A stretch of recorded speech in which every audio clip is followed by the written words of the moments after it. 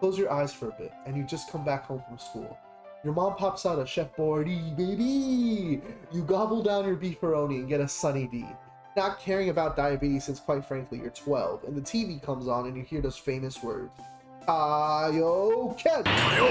You see right there, a man with ridiculous hair calling his technique airbend. No, that's not airbending. Oh god, oh no, be gone, you curse of Satan. But in all seriousness, it's right there in front of you.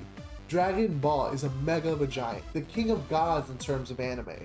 Whether you dislike the Dragon Ball franchise in regards to story, art, or just prefer another anime, there's no way to deny the impact Dragon Ball Z has had on the world.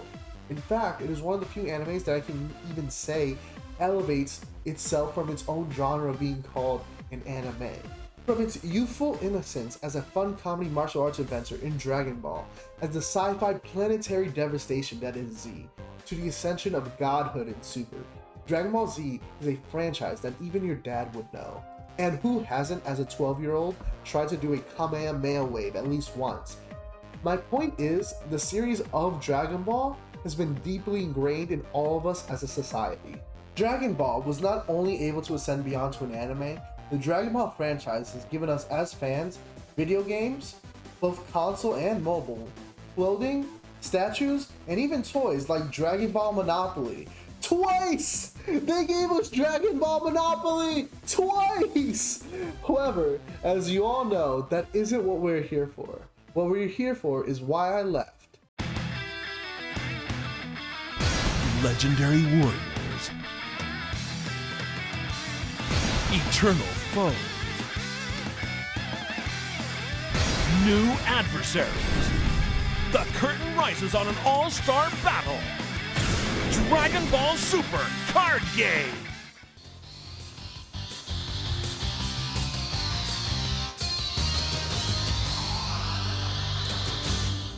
Dragon Ball Z card game. What is it? Well, it's a card game made in 2002 by Square Enix. Oh, it's canceled. What? Wrong card game? Oh, wrong card game. Okay, to the top. The Dragon Ball Super card game was originally launched in 2008. Yes, 2008. By Bandai, with another name just simply the Dragon Ball card game. See what they did there. It's back to Kid Goku times. Oh man, we're gonna hang out with Bulma, Yamcha before he was useless, the weird pig perv dude who transforms. Fun fact, he was 10. Yeah, let that sink in. He sounded like he was 40. But in reality, they just didn't want to confuse their audience with another similarly canceled card game that ended 2 years prior, whose only real name difference is, you guessed it, with the letter Z. But with only 4 sets ever to be launched, this could have either been seen as a failure or maybe just a test to market. But real quick, before we leave this topic, this version of the card game is really similar to the OG Naruto CCG. So much so I can't help but think that it was used as an inspiration, because both look like unlike any other card game I've ever seen. It's kind of cool, and I still have some leftover shiny cards from the Naruto CCG, so I mean, yay me. However, 9 years later, the Dragon Ball Super card game would be born in 2017, also published by Bandai. So get ready to be galacticized. The name of the series was Galactic Battle. What do you want from me? No, please don't hit that unsubscribe button.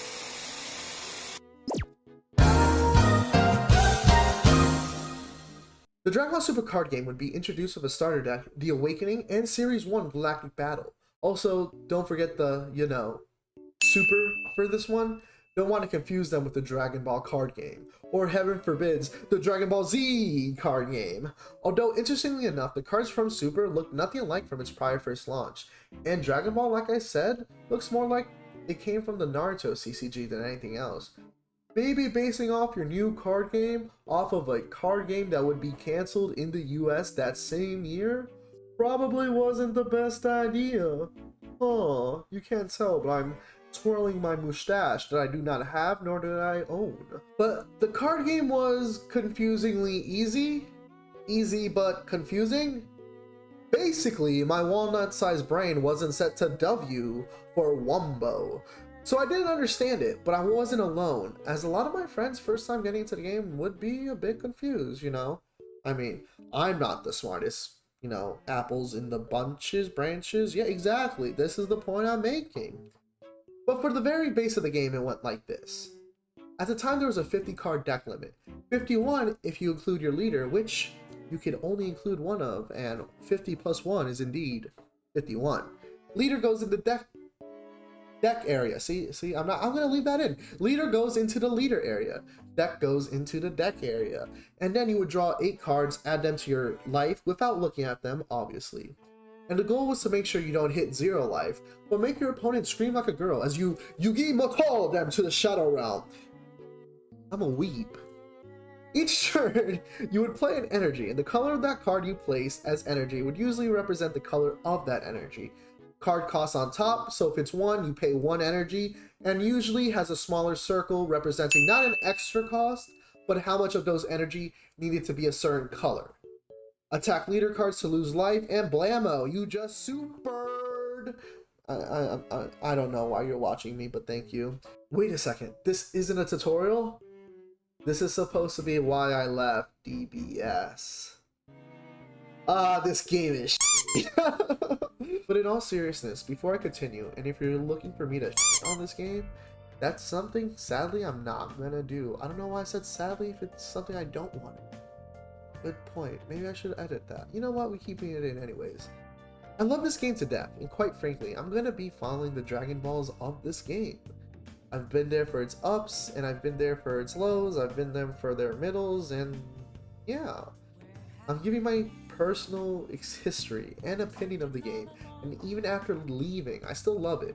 So if you're looking for hate, you won't find it here. I mean, you'll find complaints, me talking about, you know, mechanics. Okay, mechanics not really, but like, you know, other stuff. So, with that out of the way, draw monster cuddle!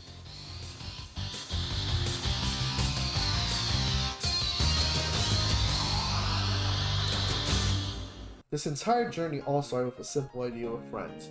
Dungeon and Dragon, baby! The truest test of intellect that there is. That would fail horribly. Yeah, let's just say there was 2 people trying to loot with each other. And kids, if you don't know what looting is, don't search it up. This is a kid-friendly show. But continuing, there was me and my friend as we were getting dice and some figurines because, quite frankly, we wanted to go all out. Nat D20, baby, you're dead. We were at the local board game store where my friend Giovanni would look at the front desk and see it. Beautiful and utterly majestic Dragon Ball Z card art. At this time, the game was in TB1, themed Booster 1, Tournament of Power. A booster box themed around the Tournament of Power arc and Super. And Gio fell in love with these cards, asking the clerk while I continued the search for more D&D stuff, looked at me and said, "Yo, look at this, this is beautiful, I want it now."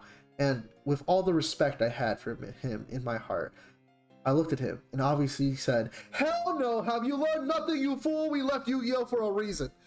And he agreed for the most part, until 2 weeks later. Apparently he found a card shop he was going to and told me to go with him, where it was the release of BT4 Colossal Warfare. Just like that, I was like, bruh. And then he said, "There's this card, if you pull, it will pay for the box itself." And obviously, like an intellectual, I wouldn't buy one whole box for a game I never played. What do you think? I'm irresponsible? I don't have trust in my friends? Like, why would I join another card game after leaving Yugi? I bought 3. Yeah, my name is Kieran and I have a problem. And that's how I got started, looking at channels like Crossworld, Eggman, Super Players. Oh god, so much Super Players. Their editing team battle sucked me in, but I would later find out they had so much misplays. I like your content though. But as the game continued, admittedly, I did love the game. Once you understand it, it's fairly simple and super straightforward. I still get my friends who join in and confused like, how much energy does it cost? It says it right there on the top left, my dude. But other than that, it had fantastic looking card art. Probably some of the best I've seen personally. I mean, look at the special rare card art, and for the longest time, the starter deck Awakening Goku, the unawakened side of Super Saiyan Blue Goku, was one of the best looking leaders for me. And I believe my opinion of that changed only like a few sets ago, but I can't really remember the card because I've been out of the game. But that Super Saiyan Unawakened leader Goku was so amazing for me that I still remember it to this day. And also, don't get me started on the secret rares because they looked amazing, but obviously card art is definitely something I feel got better as the game moved on, because the leader art when the game first came out was not the best. I mean, look at Cell or Frieza or, oh no, oh god, Beerus, what have they done to you, my baby boy? What have they done?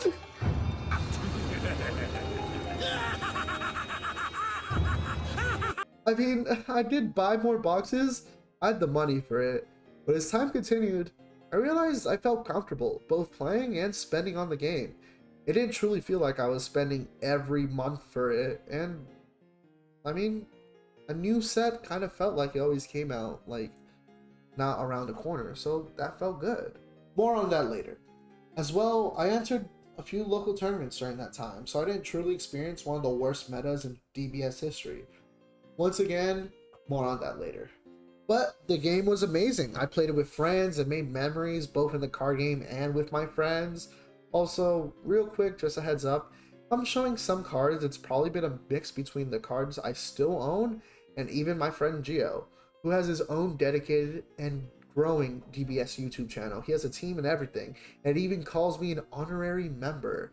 Team Scoop DBS, because once you face us, you'll scoop and leave. Oh, brother, this guy stinks! Yeah, I'm sorry. That one you can unsubscribe for. Me and Gio even woke up at 5 AM just to drive 2 hours away to go to this regional tournament. Me with my baby Vegeta deck, and him, I believe, with SS3, maybe Victory Strike. It's been so long, but memories were made, and for that, I'll cherish this game always.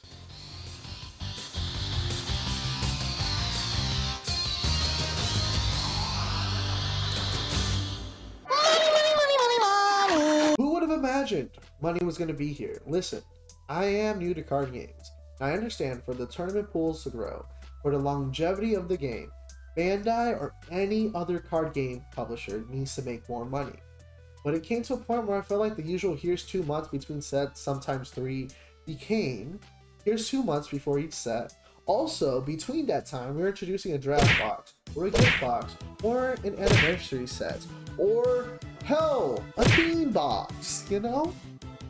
It's obvious that new cards meant spend money, and at a point, I was alright, thinking, oh, well, these are just extra stuff, the main core won't come out for a while. But then it happened. Again. And again. And again. There was always more extra goodies to buy. And this doesn't even include starter decks, expansion sets, ultimate decks, plus price of entry for tournaments. This was just becoming, quite frankly, overbearing, and the game was seriously seeping into power creep. With the failure of sales from Draft Box 1 and 2, as well as the Ultimate Box, Bandai realized 2 things during this time. With the early draft boxes, no one will pay for cards that they already have, because the early draft boxes, 1 and 2 that is, were just X amount of packs from X set, and X amount of packs from another. For example, Draft Box 1 was just simply Galactic Battle and Union Force, 12 packs from each, put into one, like, longer looking box. While the only new thing added is just simply 4 new leader cards, and you could just buy them all yourselves, quite frankly, on the secondary market, because, you know, why wouldn't you want to have these 4 exclusive leaders? Leaders don't usually go by much, as long as you're not Mecha Frieza, who became one of the most toxic leaders in DBS history. Then with the Ultimate Box, which was filled with goodies, Bandai learned one more thing. You can be like Oprah. You get a car. You get a car. Hell, my janitor, you get a car. But when that car is from the 60s and it's on its last legs and you actually have to Herculean push that thing out of the parking lot, no one wants it. And That's what the Ultimate Box became. Is what did we get out of it? A binder, I believe stickers, and new cards. Yes, new cards that actually gave old support because it was the anniversary box. Well, quite frankly, these cards were trash. Yeah, exactly. Thank you. They were stuck in a predicament on what to do. And frankly, they found one of the worst things to do. Lower supply so they won't have too much losses. Or a growing card game, I remind you. And make the exclusive cards so good. You have to buy the boxes so you get these limited cards, which I remind you, you would usually need not one, not two, sometimes three, but four of. Also, did Bandai actually lower their supply? Maybe, maybe not, I say with my tinfoil aluminum hat, but maybe since the community was growing, demand just simply outgrew supply, because as you all know, Dragon Ball Super is a super growing card game. I didn't mean to do that, ironically, but let's go with it. Also, I could hear far off into the distance, just buy singles, loser. And to that I say, ow, why would you call me a loser? Quite frankly, I'm gonna go call my mom on you.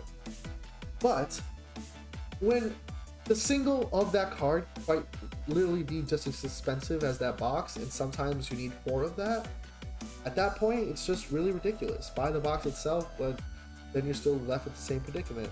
You might not even get one of those cards that you need. So yeah, that's the bad part of all of this. It really is quite ridiculous.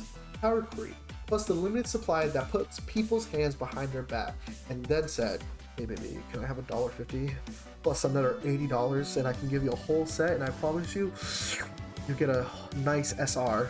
But what about an SPR or secret rare? I'll give you like an SR and a common, that's it. And then yeah, you took that SR and common because you were like, yo, this is for the wrong deck, and then you just go home and cry. But the power creep situation got even worse when you look at some promo cards that were truly and ultimately in limited supply. These cards can literally make or break some decks. Like, not talking about Red Bull Swap. How one card can make a deck from good to meta is insane and hurt the price in the secondary market. Fun fact, Geo from the story traded a promo Red Broly, which was $80 for a secret rare. And it wasn't even foiled, that Broly. Yeah, let that sink in with you. Another problem I had was no old support. It was always newer decks and newer archetypes. I know someone out there is saying, hey, you mentioned the anniversary box. You said old support happened. And to you I say, yes, but they were basura.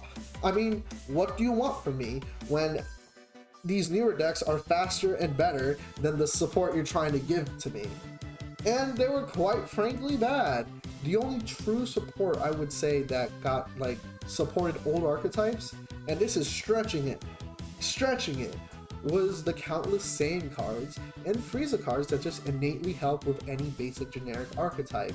For example, Frieza Set 1 is probably one of my favorite leaders. I just love how he works. If you want to continue playing cards, reactivate energy, you have to sacrifice your side of the field. I really like playing like that. And he was one of my favorite, most fun leaders. You bet when like the Dragon Ball Super Broly card came out for the card game, I played Lemon Lime, I believe, Yellow Green, Frieza. It was fun. Hand destruction, pop, blocker, pop, blocker, pop. It was fun, it was great. I liked it. But then, you know, these degenerates, anytime a new Saiyan card was out, especially during the time of We do not speak his name. Shugesh, they would be like, is it level 4 or less? Yes. They would smell it. They would smell it all over, all parts of that card. They would look at it through their screen, because, you know, when it comes out, it's usually on your screen. It would be like, level 4? It's just a blocker, trash. Then it'd be like, can summon anything 20,000 power or less? Insta, I want it. Give it to me with Shugesh right now.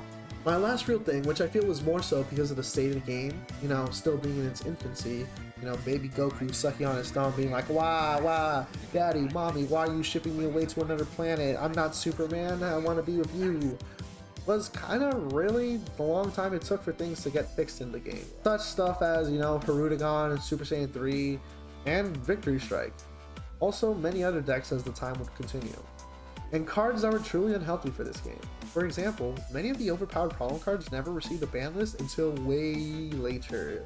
Bandai's solution was just silver bullets, like a werewolf, because obviously when I think of Dragon Ball Super, I think of a werewolf. Let's go with that. The most famous example is Corona for Shugesh. Then even problems arise in silver bullets, such as, in a game of 3, what if you don't main the silver bullet? But during Shugesh, let's be honest, a lot of people mained Corona, but like when the solution later became, hey, we have like 10 different silver bullets, yeah, not a lot of people mained them, they just sided them.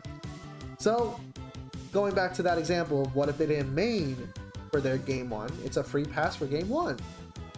And example 2, what if you just don't see the silver bullet even after siding them or even maining them?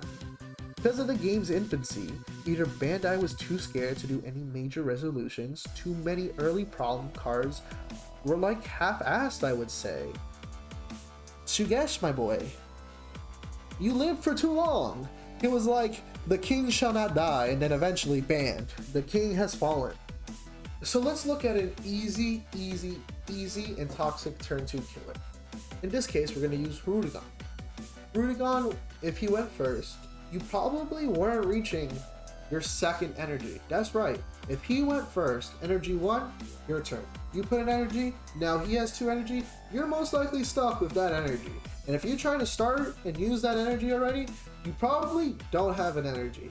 So basically, he's gonna beat you with 0 energy. Let's continue. He drew half of its deck through the Son Goku lineage archetype, which only really needed 2 cards, which was the Bardock, who is a 1-drop every time this card is summoned, you take a life, and then Goten, who would switch in for 1 energy. No, it was free! It was free! Yeah, it was free! He would switch in for free, Goten would then switch, or well, rather attack, and then he was able to look at the top 2, maybe 3 cards. You choose 1 card, add it to your hand, and then put the rest at the bottom or the top of the deck. I should really have this card up, but that's beyond the point. So that was the main like engine to attack, because Goten I believe was 15 and Bardock was 10. So no matter what, you didn't even have to minus cards on combo it. Then we have extenders such as Senzubin and Unyielding Spirit Trunks that would continue and continue just in case you would, you know, brick. And trust me, with as much as you were drawing, you were most likely not gonna brick, and by the time if you brick, you didn't see any of your energy cards. If you at least had 4 life because of the Bardock, my guy, you are golden, because you can awaken, reactivate 2 energy, then swing, draw another card, and just continue. As well, surprisingly, there was no Shugesh. I mean, good job, game. You didn't make Hirudegan one of the most toxic decks yellow. So for the most part, decks like Hirudegan owning an entire series meta wasn't really all that uncommon. It was always defined by a triangle meta. And for a card game, you can say what you want. I don't think that's the healthiest part. Because, like, if you can only play 3 leaders, what's the point of every other card, you know? So, other than that, for all those reasons, as well as, you know, real life problems, I had to help family and stuff, financial stuff, I left. School, work, I left. I left the game behind me. Or so I tried.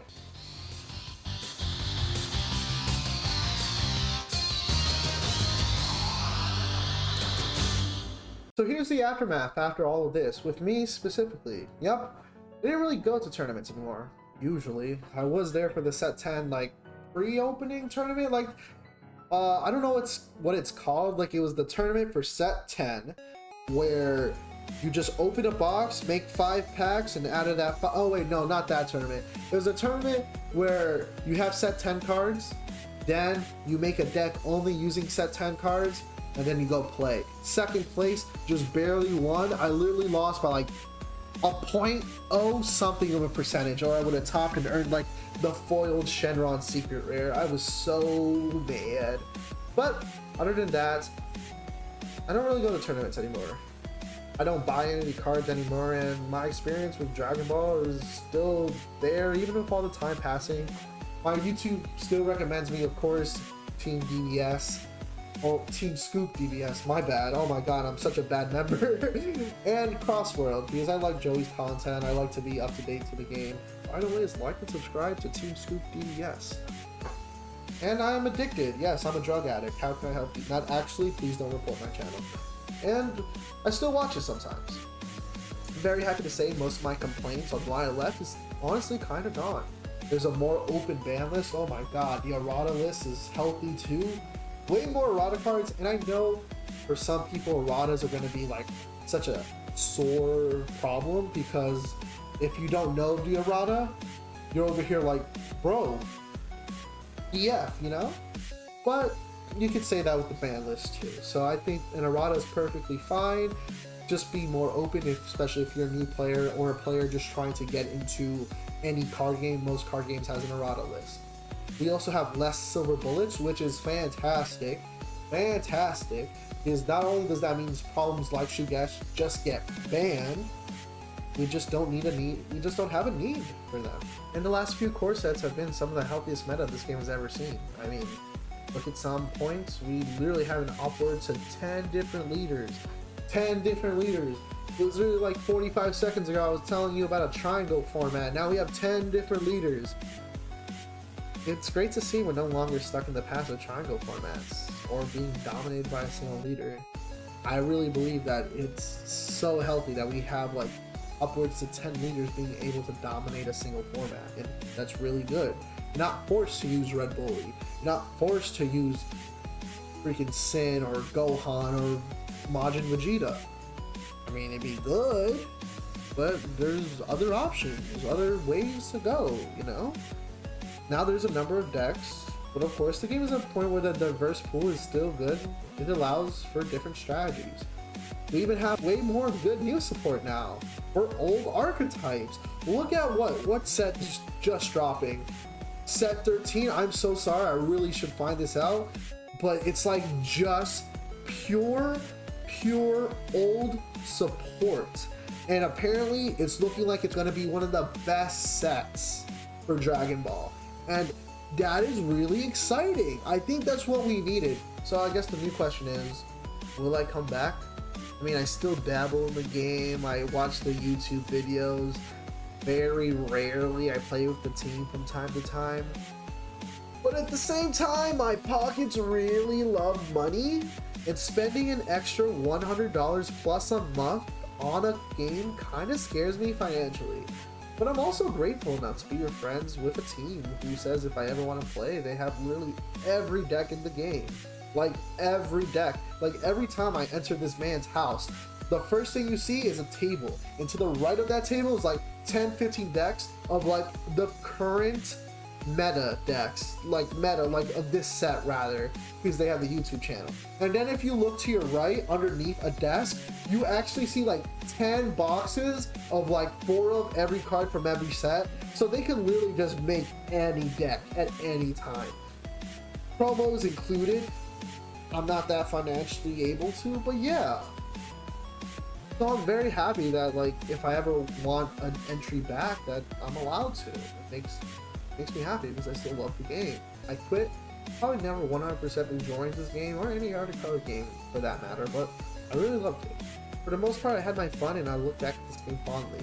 Now, if you watch the full video, I want to truly say thank you.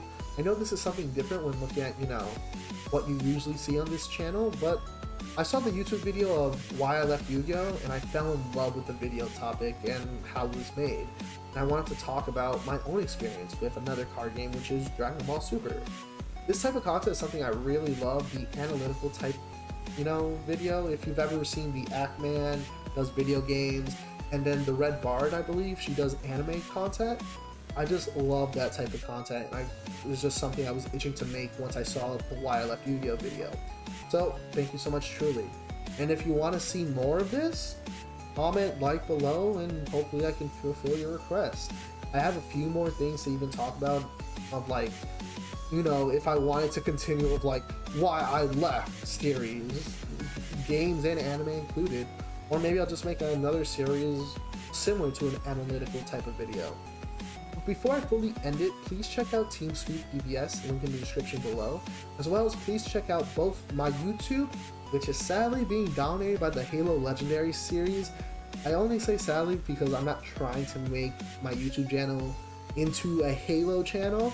It's really trying to be like more different games, but as of right now with school and other responsibilities, it's just been hard. But with this video, I hope it's a step in the right direction. And then if you also want to check me out on Twitch, where it's literally way more than Halo, I'm live every day but Sunday, and yeah, check out my TikTok, socials, all linked in the description below.